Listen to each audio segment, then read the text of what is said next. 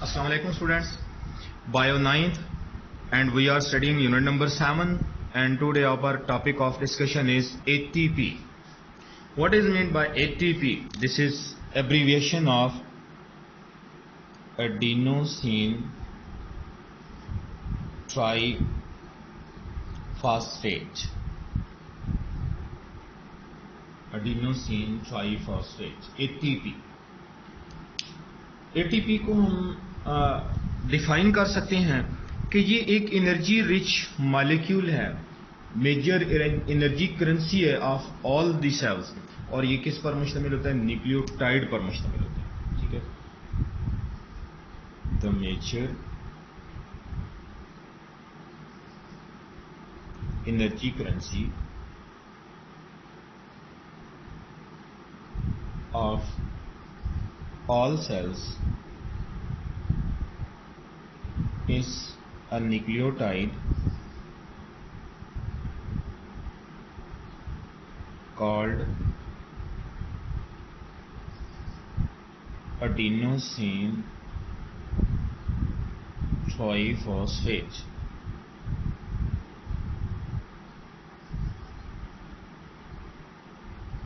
ठीक है, that is called ATP. अच्छा, ATP डिस्कवर कैसे हुआ?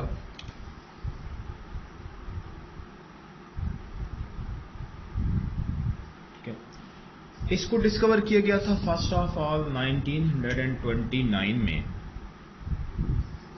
एक साइंटिस्ट था जिसका नाम था कार्ल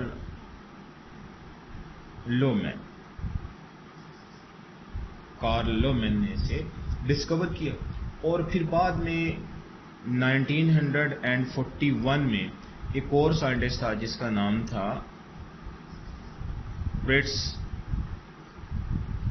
लिपमैन।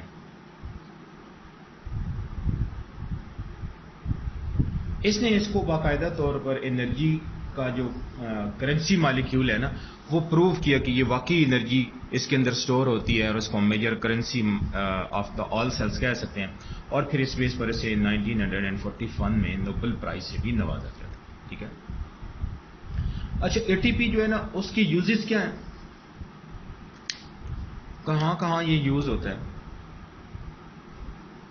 एटीपी जो है ना, वो चूंकि एनर्जी करेंसी है, तो ये हर एक तरह के जो सिंथेसिस ऑफ मॉलिक्यूल है, मैक्रो मॉलिक्यूल्स, जैसे डीएनए है, जैसे आरएनए है, तो इसी तरह प्रोटीन्स हैं, तो इन मॉलिक्यूल्स की सिंथेसिस में इस्तेमाल होते हैं। सिमिलरली जो सेल के अंदर मूवमेंट्स हैं, सिमिलरली जो सेल के अंदर नर्व इंपल्स की ट्रांसमिशन है, नर्व इंपल्स ट्रांसमिशन, इसमें भी एनर्जी रिक्वायर्ड होती है जो कि एटीपी प्रोवाइड करते हैं। इसी तरह एक्टिव ट्रांसपोर्ट है। ठीक है, सेल के अंदर एक्टिव ट्रांसपोर्ट का प्रोसेस है। एक्सोसाइटोसिस है, ये आप लोगों ने पीछे अपने चैप्टर्स के अंदर पढ़ रखे हैं, एक्सोसाइटोसिस। एंड इसी तरह एंडोसाइटोसिस भी होता है, तो एटसेट्रा, और भी ऐसे बहुत सारे प्रोसेसेस हैं जिनको चलाने के लिए एटीपी का मॉलिक्यूल यूज होता है। ठीक हो गया। अब हम देखते हैं इसकी स्ट्रक्चर क्या है, और फिर इसके अंदर एनर्जी कैसे स्टोर होती है, और ये कैसे एनर्जी को रिलीज करता है। ठीक है, तो फर्स्ट ऑफ ऑल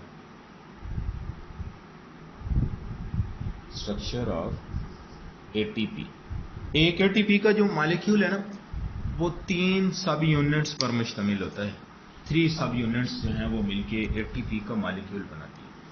वो 3 सब यूनिट्स कौन सी हैं? उसमें से एक राइबोस शुगर है, जिसकी स्ट्रक्चर कुछ यूं होती है, ये 5 कार्बन पर मुश्तमिल होती है।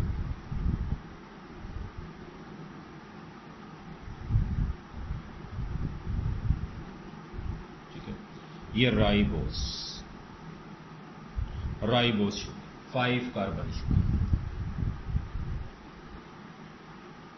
5 कार्बन पर मुश्तमिल, ठीक है। ये 1 2 3 4 और एक कार्बन इसका यहां लगा होता है, यहां पे ऑक्सीजन से ये ऑक्सीजन है और इससे ये कार्बन जुड़ा होता है। तो ये 5 कार्बन राइबोज शुगर, ठीक है।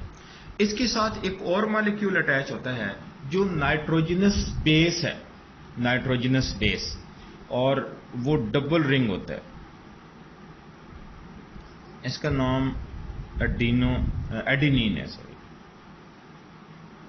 इसका ये एक रिंग हो गया। सिमिलरली इसका दूसरा रिंग भी है,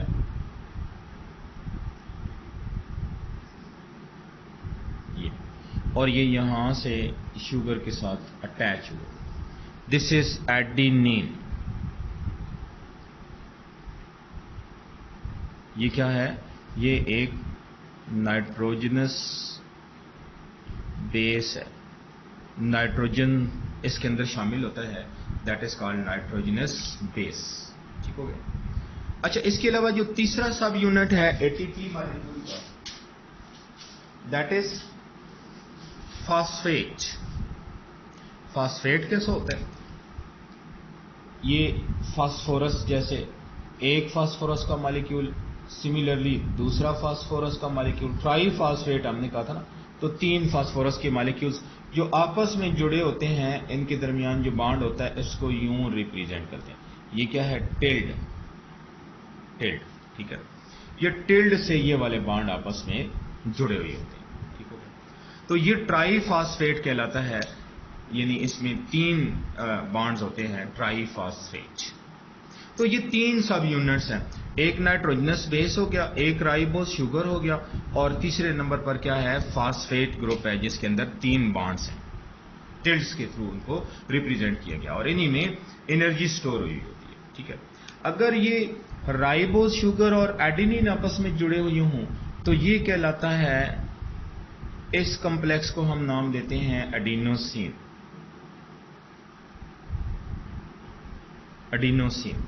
सिमिलरली अगर एक फास्फेट भी इसके साथ जुड़ जाए, यानी नाइट्रोजनस बेस हो गया, राइबोज शुगर हो गई और एक फास्फेट ग्रुप जुड़ा हुआ है, तो अब ये कहलाएगा adenosine monophosphate. Adenosine monophosphate. Mono mean one phosphate जुड़ा हुआ है। अगर हम इसके साथ दूसरा फास्फेट भी जोड़ दें तो अब ये क्या बन जाएगा? Adenosine diphosphate. एडिनोसिन डाइफॉस्फेट, ठीक है। और अगर तीसरा भी जोड़ दिया जाए तो now it is called adenosine triphosphate, ठीक है। तो ये जैसे अगर ये एडिनोसिन मोनोफॉस्फेट हो तो इसको हम कहेंगे AMP, डाइफॉस्फेट हो तो ADP, और ट्राइफॉस्फेट हो तो ATP। ये इस मॉलिक्यूल की स्ट्रक्चर होती है कि ये 3 सब यूनिट्स पर मुश्तमिल है, adenine nitrogenous base, ribose 5 carbon sugar, और इसके अलावा ट्राइफॉस्फेट, ठीक है। ये कहलाया ट्राइफॉस्फेट, जिसके अंदर 3 फास्फेट के मॉलिक्यूल्स जो हैं वो अटैच हैं, ठीक है। अच्छा, फिर हम देखते हैं कि इसमें एनर्जी कैसे रिलीज होती है और ये कैसे एनर्जी को रिलीज करता है।